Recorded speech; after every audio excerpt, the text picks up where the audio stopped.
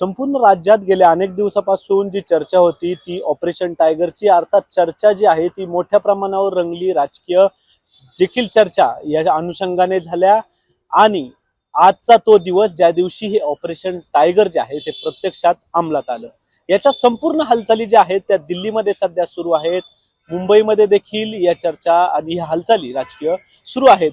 मात्र जे 6 खासदार फुटून एक वेगळा गट स्थापन करणार की आता ते काय करणार पुढे, की कोणाला सामील होणार, हा आता पुढचा प्रश्न आहे. मात्र ते ज्या पक्षातून सोडून गेले तो शिवसेना उद्धव बाळासाहेब ठाकरे या पक्षातून ते सोडून गेले आणि आता आपल्याशी बोलण्यासाठी पुण्यातील ते शिवसैनिक आहेत की जे अनेक वर्षापासून या शिवसेना उद्धव ठाकरे आत्ताचा गट आणि आधीचा शिवसेना या पक्षाशी एकनिष्ठ आहेत. त्या कडवट शिवसैनिकांना नेमकं काय वाटतंय आपण त्यांच्याकडून जाणून घेऊयात.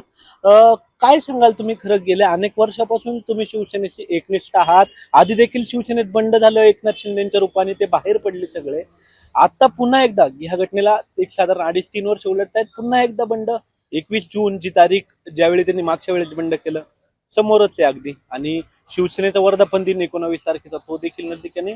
या सर्व अनुषंगाने बंड होतोय. 6 खासदार जे आहेत ते मशालीच्या चिन्हावर निवडून आले आणि आता ते भाजपसोबत किंवा शिंदेसोबत जात आहेत. खासदार जात आहेत, नेते जात आहेत, पण शिवसैनिक हा जागेवर आहे. शिवसैनिक हा मशाल घट्ट धरून आहे. ज्या गेलेल्या खासदारांना, ज्या जाणाऱ्या खासदारांना, ज्या जाणाऱ्या आमदारांना ह्या मशालीचे चटके दिल्याशिवाय राहणार नाही. कारण की या मशालीच्या चिन्हावरच ते निवडून आलेले आहेत, ना की ते धनुष्यबाणावर निवडून आलेले आहेत. पहिलं जे बंड झालं तुम्ही म्हटलात तसं ते धनुष्यबाणावर झालं, पण आता जे बंड झालंय ते उद्धव ठाकरेंच्या चेहऱ्यावर निवडून आलेल्या आणि मशाल चिन्हावर निवडून आलेल्या झालेला आहे. आता ही दुसऱ्यांची पोरं पळवणारी जी टोळी भाजपची सक्रिय झालेली आहे, ही टोळी आता सध्या सक्रिय असल्यामुळे खासदार जात आहेत. पण दुसऱ्याची पोरं कडेवर घेऊन आपली पोरं म्हणायला अर्थ त्याच्यात हरकत हे चुकीचं आहे. जेणेकरून त्यांना नपुसक म्हटल्याशिवाय उपयोगच नाहीये. जी दुसऱ्याला बाप म्हणायची किंवा नवीन आलेल्या एखादा जुना बाप आपला गरीब आहे म्हणून दुसऱ्या करोडपती काकाला बाप म्हणणारी ही पोरं ही कधी निष्ठावान नसतात. या मशालीचे चटके त्यांना निश्चितच बसतील. निश्चितच आपण जर पाहिलं तर हे सर्व जे शिवसैनिक आहेत गेल्या अनेक दशकांपासून म्हटलं तर हरकत नाही ते शिवसेनेसोबतच आहेत. मला एक सांगा, नेमकं ह्या संपूर्ण घटना 2दा झाल्या, पुन्हा एकदा त्याची पुनरावृत्ती होते. उद्धव ठाकरे कमी पडतात ह्या अशा जे खासदार आहेत, आमदार त्यांना सांभाळायला? हे बघा, आता उद्धव ठाकरेंनी काय केलं पाहिजे, अजून यांना ताकद दिली, त्यांच्या पर्सनल अडचणींमध्ये मदत केली. त्यातलं एक छोटंसं उदाहरण ओमराजे निंबाळकरांचं देतो. ओमराजे निंबाळकर तसे काही शिवसैनिक नाही का, तेव्हा त्यांचा खानदानी शिवसेनेचे काही संबंध. काँग्रेसमध्ये होते, तिथून राष्ट्रवादीतनं शिवसेना. पण त्यांच्या घरामध्ये जो त्यांच्या वडिलांचा हत्या झाली त्या विषयामध्ये त्यांना महाराष्ट्रात त्या टायमाला त्यांच्या घरातले पण त्यांच्या सोबत नसतील असं चित्र असताना वंदनीय बाळासाहेब ठाकरेंनी त्यांच्या खांद्यावर हात ठेवला आणि त्यांना एका लहान मुलासारखं, त्यांच्या कुटुंबातल्या सदस्यासारखं त्यांना साथ दिली ओमराजेंना आणि त्यांना निवडून आणलं, आमदार केलं, त्यानंतर आता खासदार केलं.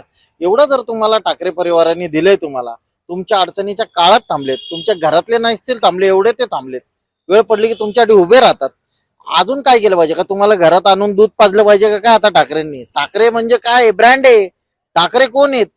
अहो, त्यांच्या नावावर तुम्ही निवडून येत आहे. एक सरपंच पासून ते खासदारपर्यंत ठाकरेंनी कार्यकर्ता घडवलेला आहे.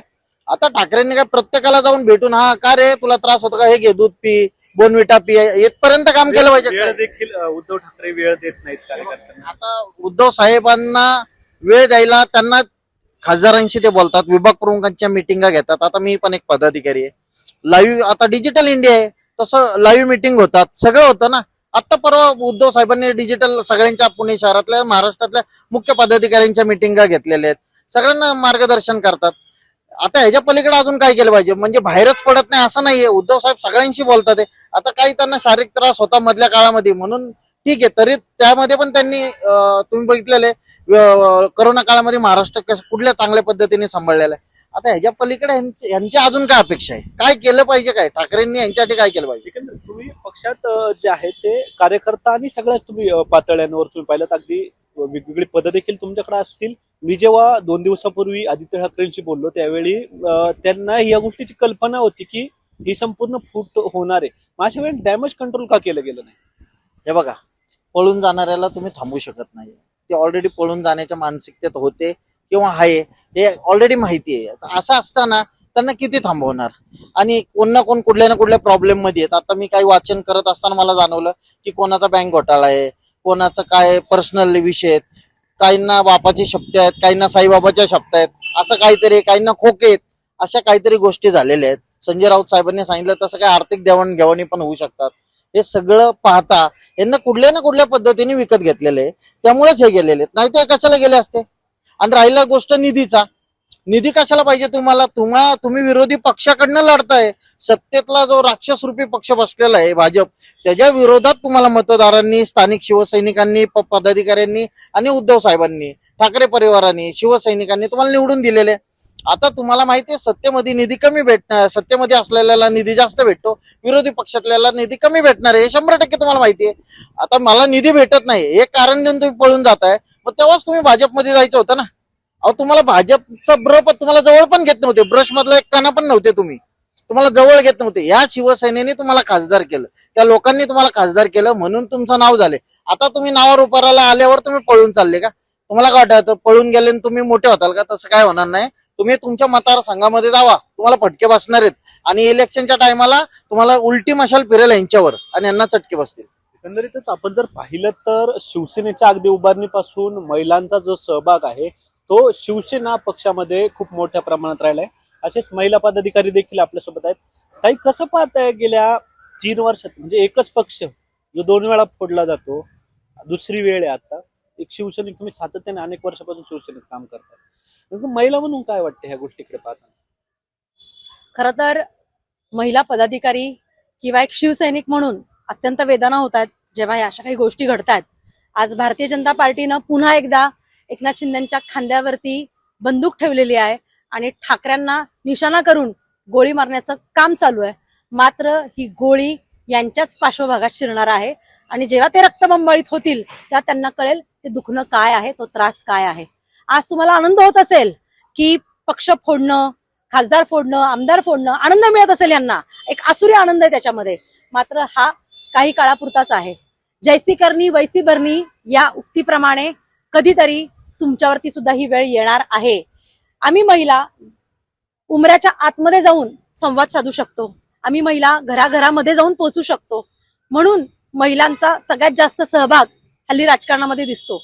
उद्धव साहेबांनी सुद्धा महिलांसाठी कायम एक चांगला आमच्यासाठी बॉन्डिंग ठेवलेला आहे. कायम महिला कशा पुढे जातील यासाठी त्यांनी प्रयत्न केलेला आहे. मात्र अशा पद्धतीनं जर खासदार काही खोक्यांसाठी, पैशांसाठी, वेगवेगळ्या आमिषांसाठी जर पक्ष सोडून जाणार असतील तर या गद्दारांना म्हणायचं काय? आता म्हणतात टायगर मिशन राबवलं जात आहे महाराष्ट्रामध्ये. हे कुठलंही टायगर मिशन नाहीये, हे गद्दार मिशन आहे. हे गद्दारांना घेऊन चालवलेलं मिशन आहे, कारण मुळात चालवणारच गद्दार आहे. मग हे टायगर मिशन असू कसं शकतं? एकच टायगर होता, कोण? बाळासाहेब ठाकरे. यांच्याशिवाय या महाराष्ट्रात कोणीही टायगर होऊ शकत नाही आणि ती उपमा कुणाला लागूही पडत नाही. त्याच्यामुळे हे असले जे काय नेरेटिव्ह चाललाय टायगर मिशन वगैरे एकदम फेल आहे, फालतू आहे आमच्या दृष्टीने. आम्ही या गोष्टीला किंमत देत नाही. मात्र या खासदारांना एक नक्कीच सांगणं आहे, तुम्ही बाबांनो जायचा जर विचार केला असेल तर होणाऱ्या परिणामांचा सुद्धा विचार करा. कारण जितक्या सहजपणे तुम्हाला वाटतंय की आम्ही गद्दारण, जितक्या सहजपणे तुम्हाला वाटतंय की आम्ही गद्दारी करू, पाठीत खंजीर खुपसू आणि बाहेर पडू, तर कट्टर कडवे शिवसैनिक तुम्हाला बदलून काढतील, चांगले ठोकून काढतील. कारण आता हे अति झालंय, डोक्यावरून पाणी गेलंय. काही वर्षांपूर्वी उद्धव साहेबांनी संयम राखायला सांगितला होता, तो संयम आम्ही पाळला. पण आता संयम संपलाय, महाराष्ट्राचा संयम संपलाय, महाराष्ट्रातल्या नागरिकांचा पण संयम सुटलेला आहे. कारण ज्या पक्षाकडे बघून, ज्या विचारांकडे बघून लोकांनी मतदान केलं, तुम्हाला निवडून दिलं, त्या विचारांशी, त्या पक्षाशी, त्या नेत्याशी तुम्ही गद्दारी करताय, मग तुम्ही नागरिकांशी का नाही गद्दारी करणार? सगळ्यात प्रमुख हा प्रश्न आहे. आज तोडाफोडा राज्य करा, हे काय भारतीय जनता पार्टीने खेळ चालवलाय ना, अतिशय घाणेरडा, अतिशय घाणेरडा. एकंदरीतच जर आपण पाहिलं तर तुम्ही आता संपूर्ण या परिस्थितीचा हे केला. सध्या राजकारणात जर पाहिलं तर गेल्या 2-3 वर्षापासून निष्ठा या शब्दाची वेगवेगळी व्याख्या जी आहे ती वेगवेगळ्यांकडून सांगितली जाते. तुम्ही कार्यकर्ते आहात शिवसेनेचे, त्या शिवसेनेचे म्हणजे उद्धव बाळासाहेब ठाकरेंचे, ज्यांच्या पक्षात आज आणि गेल्या 2-2.5 वर्षापूर्वी देखील अशीच फूट झाली होती. नेमकी तुमच्यासाठी निष्ठेची व्याख्या काय?